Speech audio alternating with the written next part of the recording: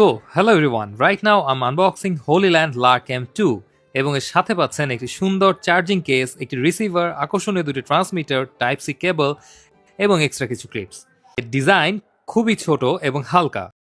Charging case সহ এর battery life প্রায় 20 ঘন্টা পর্যন্ত চলে।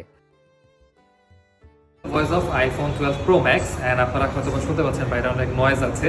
তো এখন আমরা হলিল্যান্ডের লার্ক M2 দিয়ে ভয়েস টেস্ট করবো। So let's go. এর ডিজাইন খুবই ছোট এবং হালকা। ট্রান্সমিটারগুলো প্রায় কয়েন সাইজের, তাই জামায় লাগলে চোখেই পড়ে না। Portability 10/10। So noise cancellation on করার পরে হোপফুলি আপনারা এখন কোনো বাইরের এক্সট্রা নয়েজ শুনতে পাচ্ছেন না, বাট বাইরে কিন্তু প্রচুর নয়েজ আসছে।